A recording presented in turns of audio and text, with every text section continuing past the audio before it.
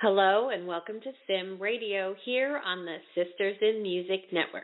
It's Monday Music Madness and you're tuned into Mixing It with Nicki Kris. This is Nicki, and in case you don't know anything about me, I'm a singer-songwriter from Raleigh, North Carolina.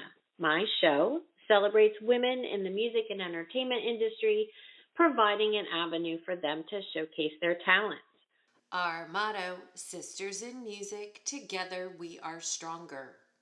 My guest today is the lead vocalist of the band Bad Guru. Spiritualists will tell you to live in moderation, refrain from attachments to control emotional whims. Bad Guru says to live in excess, love one another hard, and boldly love thyself. They encourage their listeners to feel all the depth and complexity within. You have to feed the dark wolf alongside the light. Their spiritual gift is playing a conduit for something bigger than themselves. Their medium, one of my favorites, alternative hard rock. So I'm so excited to bring you the wonderful Sierra Crowe of Bad Guru. Sierra, welcome to Mixin' It. How are you? Hi, I am really good, really excited. We have a show tonight and we have this, so it's a full music day. Oh, that's fantastic. Exciting. I love live performances. And we're going to talk about that at some point in time because I do know that the group has been working on their performance presence. I'd like you to tell us a little bit about yourself and how the band was formed. Yeah. So actually it's kind of a fun story. Two of our current bandmates and I shared a guitar class. It was my senior year. I had a few extra credits and I was like, let's use these on music. And so I took a beginner's guitar class and our current guitarist was in there. He was looking for that easy A because he definitely already knew how to do everything. And then our drummer was there as well. I noticed they were close friends and I had always had that drive, that inkling to start a band. And so one thing leads to another, and we're outside talking about our favorite artists and end up deciding to jam together. And the rest basically was history on that front. The rest of the guys know each other from high school and from their previous band. And so it's just a nice spiraling in for all of these different characters and energies to make their way to each other. It really does kind of feel like it was divinely inspired. And how long has the band been together? I guess we started our other band my senior year in college, so 14 or 15. So we've been basically together since then, and in the last couple of years we've started Bad Guru, so probably I guess about three years now. Oh, fantastic. Excellent. It's always fun for me to hear how certain groups form. And it sounds like you guys found each other and it's a marriage made in heaven. Yes. It feels that way for us too. Wonderful. Now, I do know that you are a mental health practitioner. You do that by day, which is absolutely fantastic. And the concept of flow and spirituality is very important to you. Could you tell us a little bit about that and how some of that actually plays into your shows?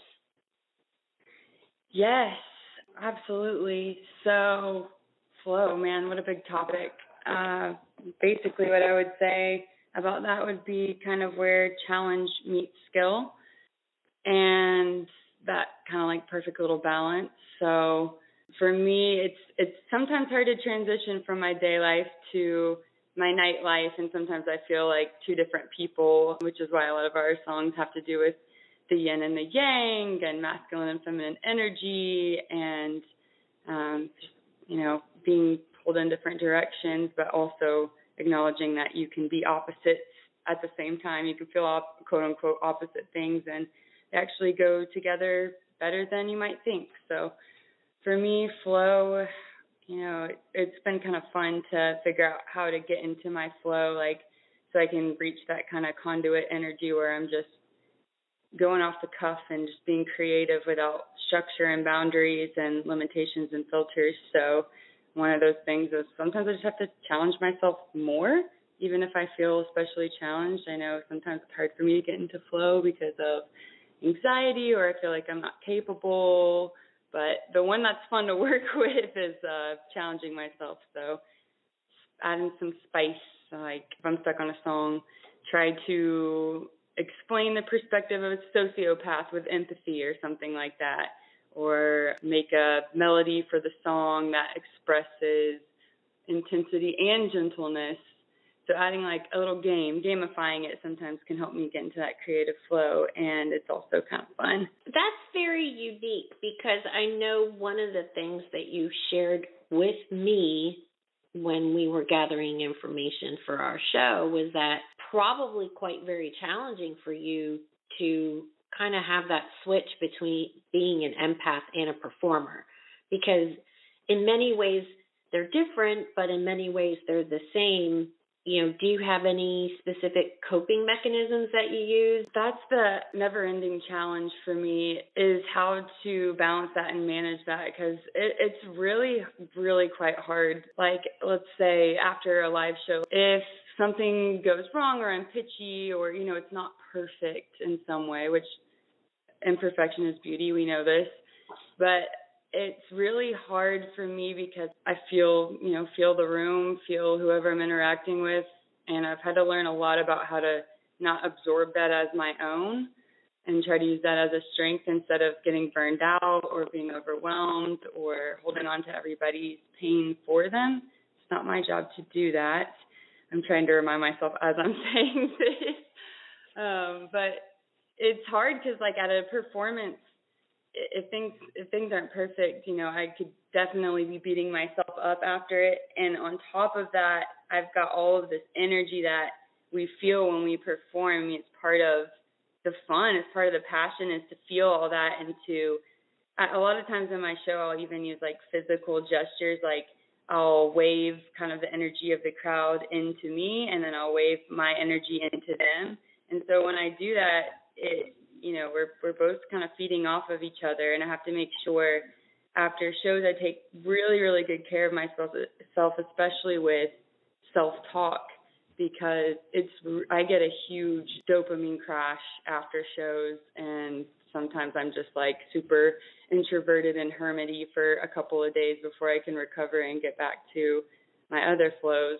So as far as like ways that I cope, I pretty much don't plan anything the day of or the day after. I just know that about myself. I'm not going to want to go do a lot of things. I have to account for the self-talk, so I help get friends and my husband to help me if they hear me saying stuff. I don't watch any of my feedback for at least 24 hours, because that's not the time that I'm going to be most productive in doing post-show notes. It's probably going to end up being like a bunch of regret. And as far as like on stage, I try to just receive, but not hold on to, receive and give back. So it ends up kind of amplifying us both if we're both just receiving good vibes and energy and then throwing it right back to each other.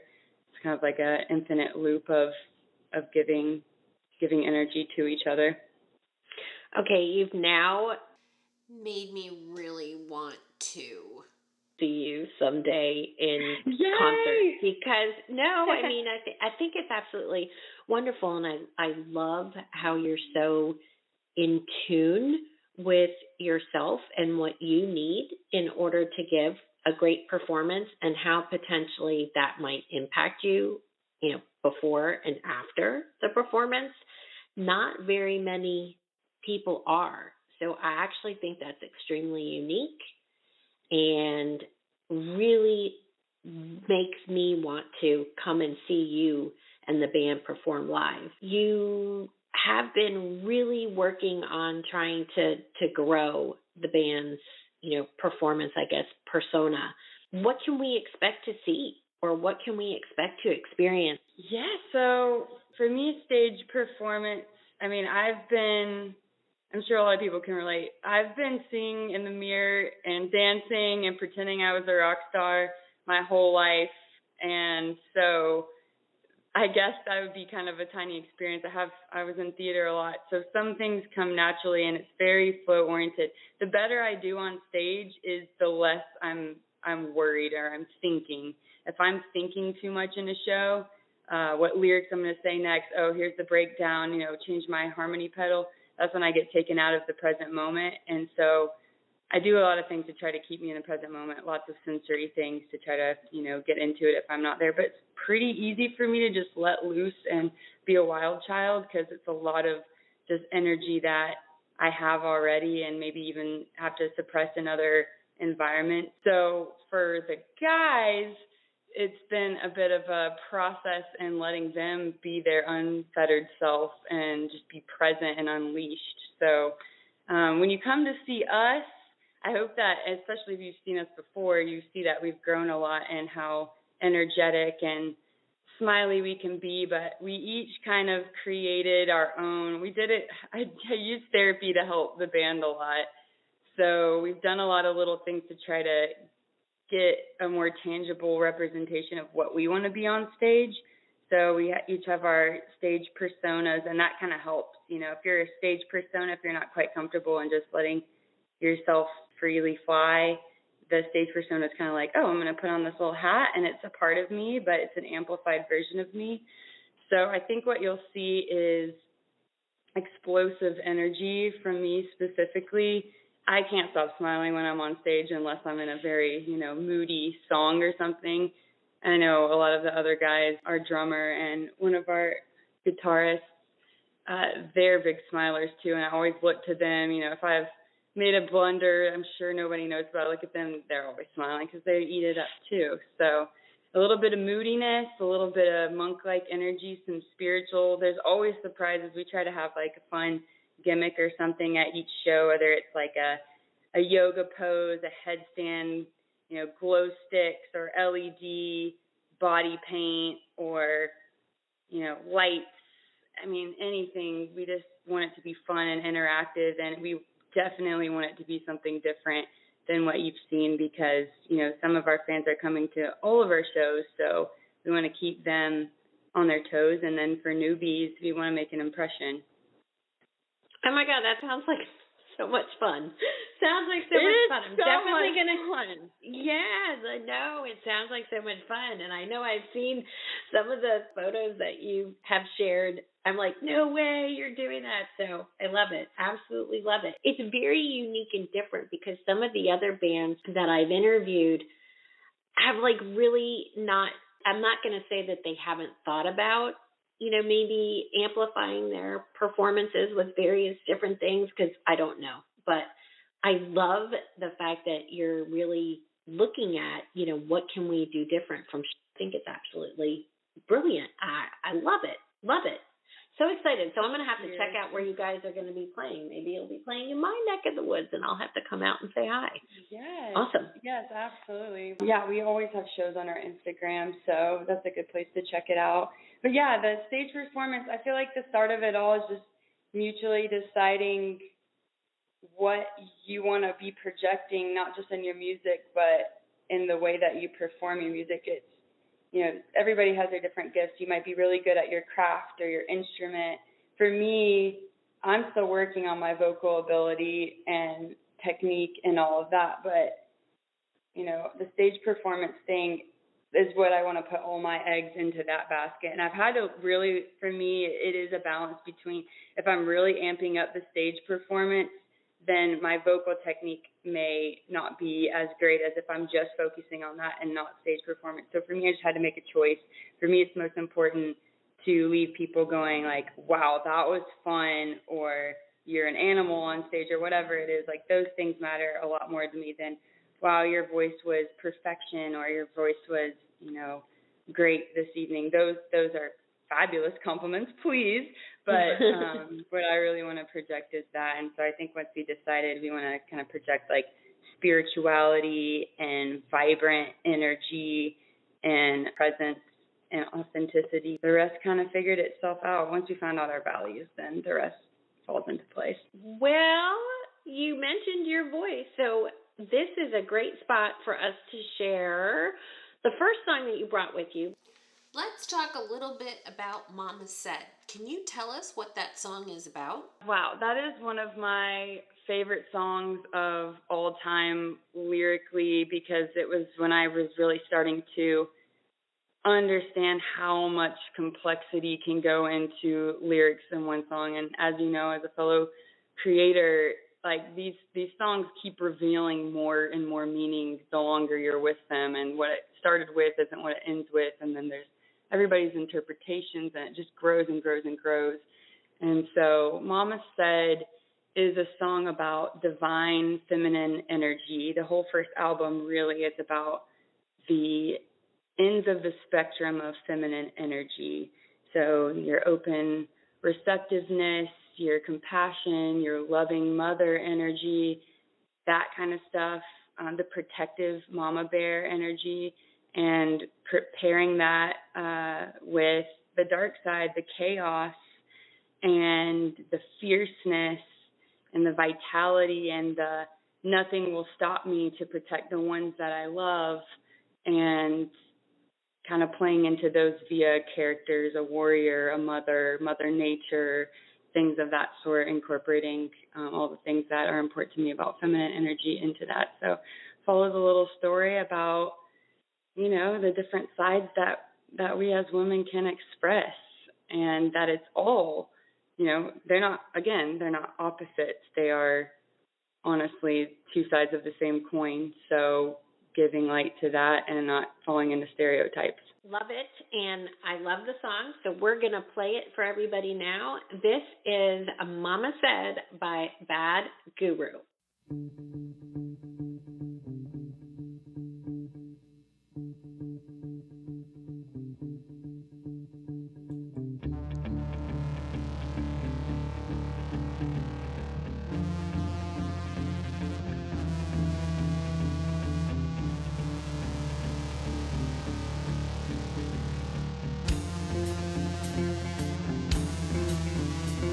Stealthy, moving through the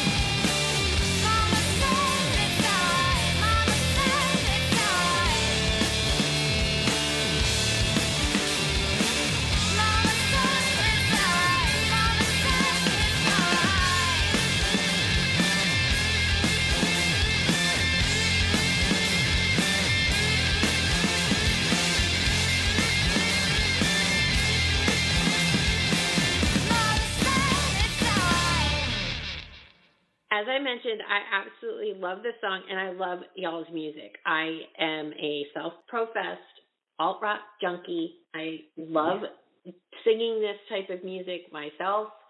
I love listening to it because every group or every song that I tend to sit down and digest, so to speak, everything is different.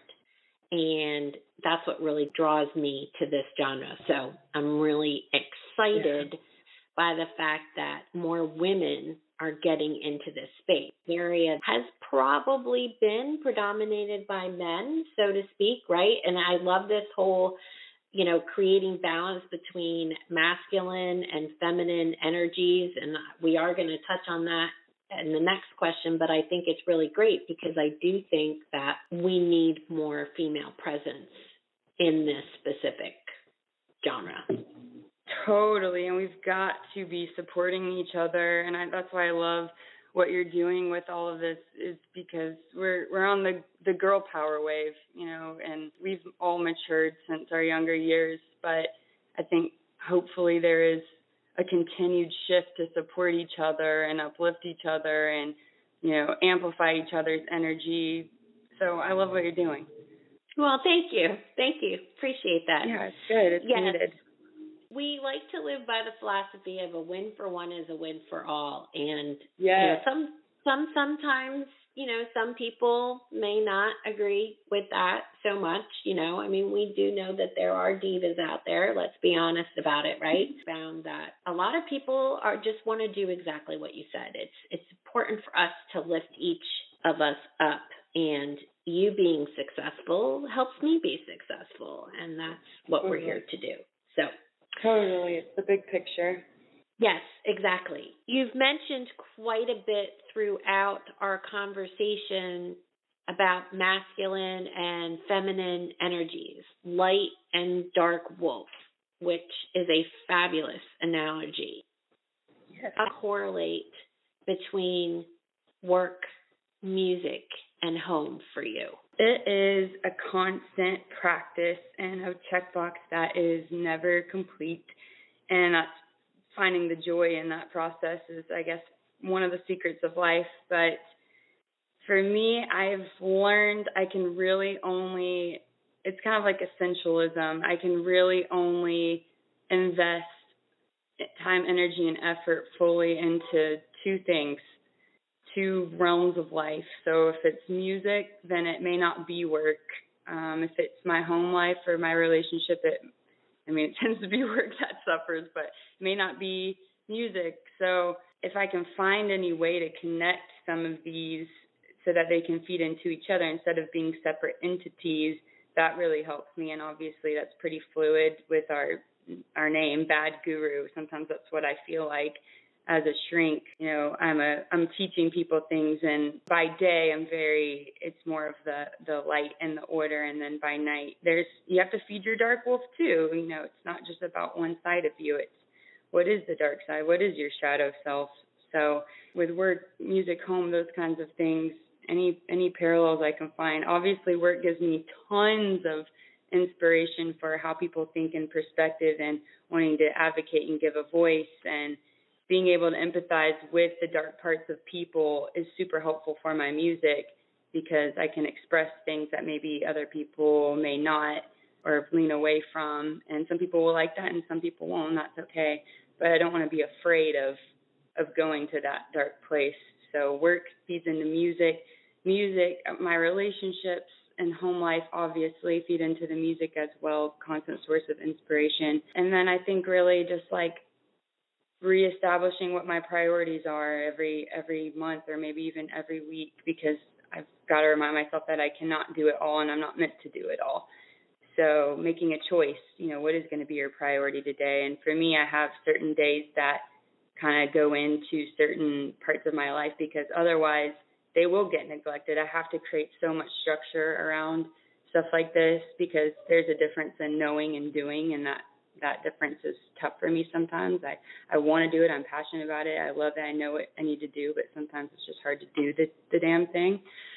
So like Fridays are my music days, and I may do a few work things here and there, but really I try to honor and respect that that's my music day. And, Wednesdays are my errands and home days and mornings. I'm lucky to have a job that lets me create my own schedule, but I still have to schedule my free time because otherwise who knows how I'll spend it. It probably won't be towards my highest self or my goals. So it's hard. I'm sure it's hard to balance all three, and sometimes it feels like if you put stuff into one, it takes away from the other. Yes, no, I can certainly relate.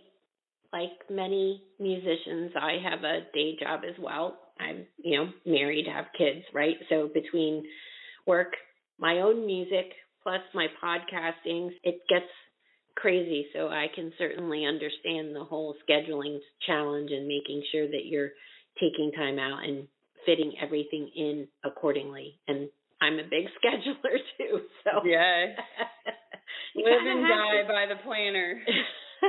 Great place for us to take a short break here from a word from one of our partners in podcasting. This is Chatting with Nat. We'll be right back on Mixing It with Nicki Kris here on the Sim Radio. Chatting with Nat is a podcast for independent women seeking to speak their truth and to break down barriers. We host honest conversations that help to guide and empower women. Speak your truth and set yourself free.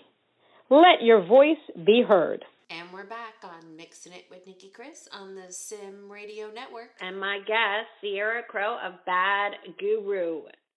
Switching gears, let's talk about songwriting. Do you want to take us real quick through your songwriting process? Yeah, so for us, it's all about the jam. So the guys, they're so good about spending their time in the creative process. So they work together a lot, and we always, we practice together. We let it naturally arise. We jam something, we like it, and then we just keep working on that idea in all of its many iterations. So usually they kind of create the framework for the song. I catch the vibe. I hear them out on what was going through their mind when they were creating these sounds, and then we have a concept, and then I, through the jam, I'm thinking about melodies and just letting those things flow and recording it so I can go back and remember it. And last is always the lyrics, because again, it changes so much the meaning as you're writing your melodies and writing your lyrics. So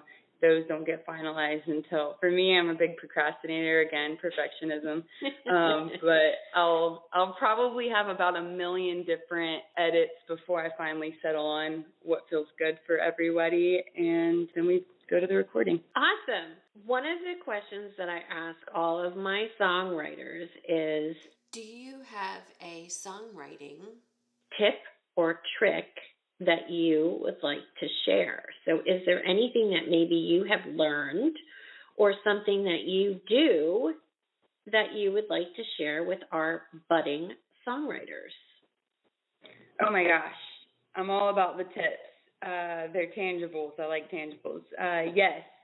So this is not credited to me, but I read a book a while ago called The Artist's Way by Julia Cameron. I recommend it highly. I audible everything. It's a quick audible. I want to say like three hours or so. But what I like about her, again, with the tangibles, is she gives you exercises, and she introduced me to a really great concept as well, which is it's about being a prolific musician and writer, not being a perfect one. So the practice, just creating rituals and habits around doing something creative. But two of the things that are coming to mind, one is taking yourself on a little artist date. Sometimes I got to get myself in inspiration mode. So I usually connect with childhood, because that's where a lot of creativity for me originated. Or I'll go, buy something that makes me feel good on stage, or go to a creative place or a place of beauty to kind of get me into the mood and the emotion behind how I want to be writing. And the second one that I really like to think about is she asks you to write down what are 3 champions of your creative self-worth and what are 3 enemies of your creative self-worth. And those fluctuate from time to time, but writing those down has been helpful for me, because then you have a path to be a prolific musician. Believing that you already are is kind of the whole thing of it all. But writing those down was helpful for me to kind of see where I need to strengthen and what I need to lean into more. Oh, I love that. I'm going to do that. I'm going to take that tip. Love it. Yeah, it's a fun experience, and it's something that you can do more than once as you grow. Excellent. I love it. See, I asked this question on purpose because I always usually learn something new myself. So it's serving. Yes. It's okay if it's selfishly motivated and it also helps everybody else at the same time. I feel like that's the vibe. Yes, absolutely. Absolutely. All right. Let's talk about the second song that you brought with you. Tell us about Intuition. Intuition. I like this one a lot too because of the title, and really the sound of this one is my favorite part. It's hardcore, it's intense, and hopefully you can feel some of the pain that I was feeling when I was writing it. But essentially it is in reflection of a loved one that passed and kind of in the weird limbo after, feeling very connected, but, wanting some sort of dream or spiritual sign that they were okay and that it was all good on the other side, and kind of like feeling this huge disconnect and being immersed in grief. And really this was leaning more into like the anger and the nostalgia of it all, and just crying out into the universe. I wish I could have helped you. I wish I could have been the one that could have done that for you. And we can't do that for people. They have to do it for themselves. So it's essentially what it's about. Well, this is another wonderful song, and we're going to put this on. This is Intuition by Bad Guru.